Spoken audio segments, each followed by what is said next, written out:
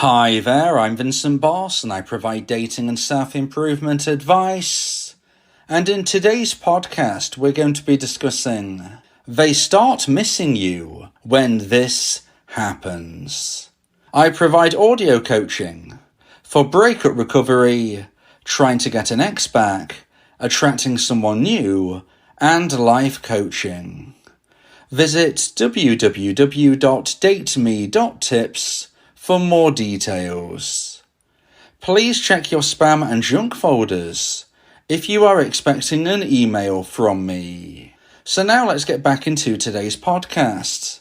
And today we are discussing they start missing you when this happens. So if you have been dumped and want to try to get your ex back, you need your ex to miss you. In today's podcast, I'll be discussing the 3 moments when your ex starts missing you. So let's get straight into this, and point number 1 is when you stop massaging their ego. So your ex-dumper can't miss you whilst you treat them like a king or queen. They can only start missing you when you stop massaging their ego and stop making them feel like they're your god. People who are worshipped start to miss it when they're no longer the centre of attention. And whether you like it or not, whether you believe you did it or not, a dumpee is very likely to worship their dumper because rejection breeds obsession.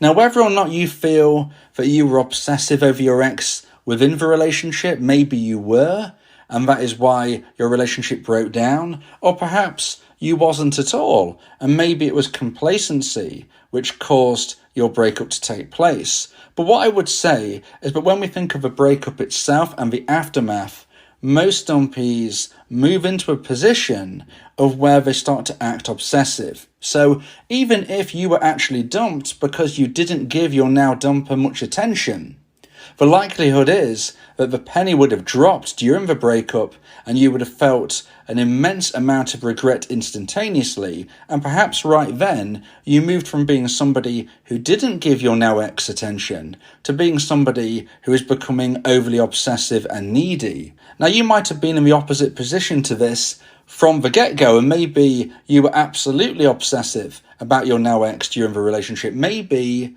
that manifested itself as jealousy, and perhaps that is why your now dumper lost romantic emotional attraction for you. You know, either way, whatever the situation, or even if you can't connect what I'm saying to your specific scenario, what I would say is that at the time of a breakup, because rejection breeds obsession, most dumpees move into that needy, obsessive mindset.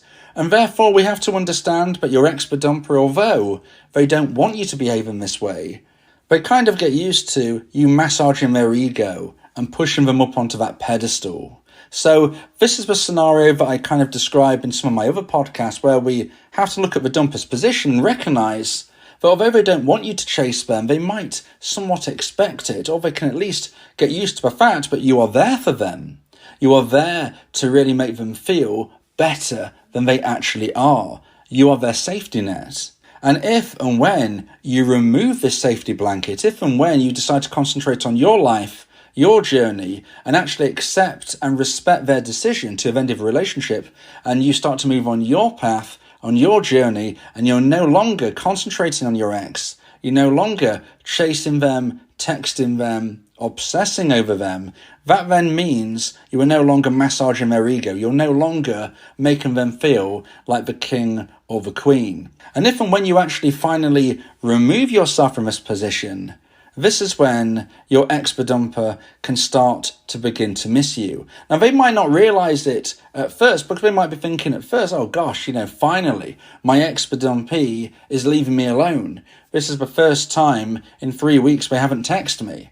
This is the first time in a long time they haven't tried to call me. I've not got missed calls off my ex. I'm so glad about that. I can actually breathe. I can actually start to focus on my new future. So initially, your ex-dumper might be actually relieved that you are no longer chasing them. But as they move through their own life, step by step, day by day, week by week, month by month, they will likely get to the moment where they start to reflect and wonder, where are you? Where is my dumpee? Why aren't you here to make me feel better? I haven't had the best day today. Maybe I felt some level of rejection myself. Maybe it's with a new person I wanted to speak with or date. Maybe it is regarding a job I went for and I've been rejected and not got the job. Whatever it may be, your ex-bedumper is going to have a moment where they're not feeling top of the world. And if you remove yourself from their orbit, if you're no longer somebody who is treating them as a king or a queen, then you are going to be putting yourself in a position where your ex-bedumper is going to wonder about you, and they can start to miss you because you're not there for them anymore. So, for them to miss you as somebody supportive within their life, as somebody who they want to have around, as somebody that they really enjoy being connected with, you have to remove yourself. Somebody can't miss you if you are always within their orbit. You have to walk away for somebody to stand any opportunity of wondering about you and eventually getting to the stage of missing you. So now let's get into point number 2 and the second point of today's podcast, about they start missing you when this happens. And point number 2 is when their intrigue outweighs their experience. So there's 2 elements at play here in point number 2, and we need to really understand each element to really conceptualize what I'm talking about here in point number 2.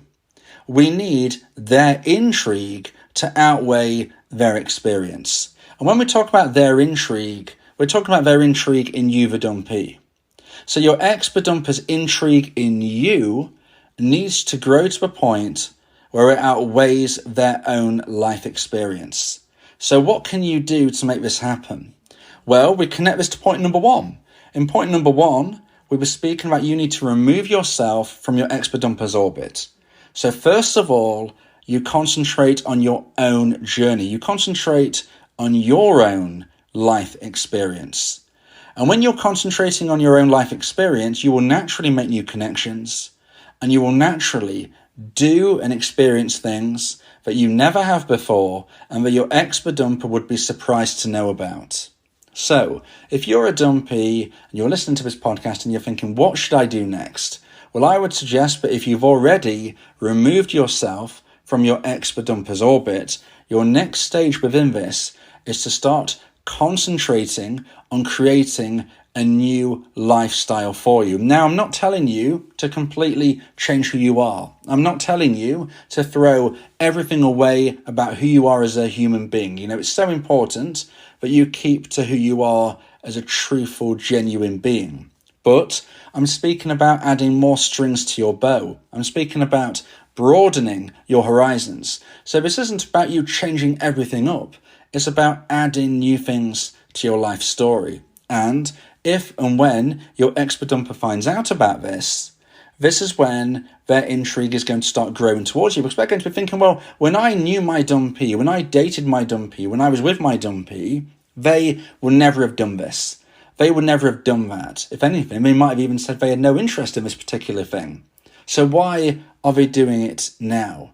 Well, I would suggest that if and when a dumper hears about this, they're going to be thinking, okay, maybe they've evolved as a person, maybe they've grown as a person, maybe my dumpee is not the same person that I dumped. And this is absolutely vital, because you can't, as a dumpee, be the same person that your ex, the dumper, ended the relationship with. Now, as I said a moment ago, this isn't about changing completely who you are, but it's about growing. So you can't be the same person. You've got to become a better person, a more knowledgeable person, a more skillful person, a more physically healthy and therefore physically attractive person. You need to be every single element better than your ex-bedumper remembers. And if you do this, you become a version 2.0 of yourself. So where does the outweighing come in point number 2? Because like I said, point number 2 is about when their intrigue outweighs their experience. So you are living your life to the full. You're promoting this on social media, you're telling your friends, and friends of friends might get back to your ex, maybe they see it on socials, whatever it may be, your ex-bedumper is very likely to hear about your journey. This is just one of those strange things, but dumpees don't really know how it happens, but it often does. dumpers have an uncanny ability to find out, it seems, what their dumpee are doing in their life. Now, whilst the dumpee is going about their life, the dumper is going about their life and experiencing what I refer to as the single honeymoon period. Now, I'm not going to go into that now. I've spoken about this in many other podcasts. Please subscribe to my YouTube channel, ring the bell for notifications if you want to understand more about the single honeymoon period and the other elements at play regarding breakups, relationships, and dating advice. But I digress. So, when a dumper is going on their journey through the single honeymoon period, they will be automatically judging their experience to what they perceive your experience as a dumpee is going through. Now, of course, they don't know exactly what you are going through. They don't know if 5 days a week you're sitting at home alone feeling really upset. All they know is what they're being told or what they're seeing on socials. So if you can paint yourself in the best possible light, and I'm not telling you to lie, lying doesn't help, but I'm just saying paint yourself in the best light. So don't post on social media how sad you are. Instead, post about the great things you're doing. Even if it's 1-2 days a week, you can post things across a number of days and it can really show you as living a positive, fruitful life, even if you don't really feel that you are. Okay, you can make the best of it. You can promote yourself in the right way. If you speak to friends, try to make sure that if there's somebody that you know your ex might speak with, that you tell them that you are moving forward with your life and you're enjoying this, this, and this. Don't tell a mutual friend that you're really struggling and that you miss your ex, because you can guarantee, even if your mutual friend says, I'm not going to tell your dumper this, you can guarantee that they will. And if your ex-dumper knows that you miss them, they're a lot less likely to get to point number 2 we're talking about right now. And ultimately, today's podcast is about when a dumper will start missing their dumpee. And it's when this happens. And point number 2 is when their intrigue outweighs their experience. So when they're intrigued towards you, when the dumper believes that you are living a better life than they are, that is when they can start to miss you. So they know their own experience. They know what the truth is. They know that things aren't going the way that maybe they hoped. And for most dumpers, that is a reality. Most dumpers, a number of months down the line, hit a bit of a brick wall of how they feel their life is going. So when they get to this moment, if they see their social media and see what you're up to, or they hear off a friend of a friend what you're up to, and it seems to suggest that you are doing much better than them, whether or not that is actually true, who knows, it doesn't really matter.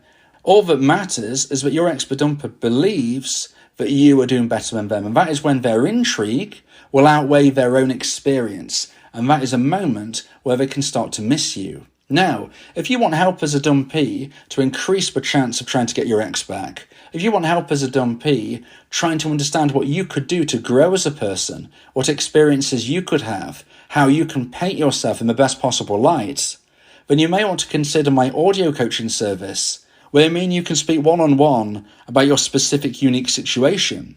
Go to my website www.dateme.tips for more information about how I can become your coach and your teammate. So now let's get into point number 3 and the final point of today's podcast, about they start missing you when this happens. And point number 3 is when you don't text when they expect.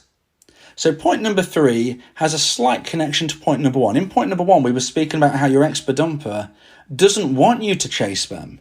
They don't want you in their orbit, but deep down, they kind of like the fact that you are massaging their ego. They kind of like the fact that you are the safety blanket, okay? Well, in point number 3, we're talking about a situation where maybe your ex-dumper doesn't really think consciously that they want you to text them. However, there are going to be moments when they expect you to. And an example of this might be their birthday. So let's just say it's your ex-dumper's birthday. And they might not be actually saying to anybody that they want you to text them, but they're kind of thinking that you probably will. And when it comes to their birthday, and guess what? You as a dumpee do not text your dumper. Well, what happens there? Well, there is an example of when you don't text when they expect. And if you don't text when they expect, this is when they can truly start to miss you. Now, there are many other examples, of course, regarding texting, when they might expect it, when they might not, when you should do it, when you shouldn't. You know, there are a few instances where I think you as a dumpee probably should text your ex happy birthday. But again, linking back to what I've said previously in today's podcast regarding my audio coaching service, this is when me and you speaking one-on-one can be really helpful, because we can speak about your specifics rather than generalized advice. You know, in a generalized sense, I would say most dumpees should not be wishing their ex for dumper a happy birthday, but there are exceptions to my opinion of the rule. And therefore, I can't say for your instance whether I think you should or you shouldn't. But there you go. There is an example of when a lot of the time your ex-dumper may be expecting you to text them, but if you don't, it could really go in your favour. Again, I don't know your specifics. I don't know if this would fit for you, but there are other instances where the whole texting situation comes into play. It could be Christmas, it could be New Year's Eve, it could be another cultural, religious, or country holiday or important moment where you would imagine, when you think back about your relationship, your ex-dumper may think that you might text them and perhaps you don't. Maybe, for instance, they are about to qualify. You know full well at the end of this year they're going to qualify for something, and you don't wish them congratulations on passing this course, this qualification. That is another example of where your ex-dumper may be expecting you to text them, but you don't. And at the end of the day, as a dumpee, you don't have to text your ex. You don't have to do this. They've ended a relationship, they've dumped you, they've made a choice that they don't want to be with you anymore romantically, and therefore you don't owe them anything. Now, whether or not it could be in your favour to text them, like I said, that is connected to your specific situation. But by and large, you as a dumpee shouldn't feel that you have to, because they have decided you no longer are in a relationship. If you believe that this podcast has helped you, then please consider buying me a coffee. The link to do so is in the description.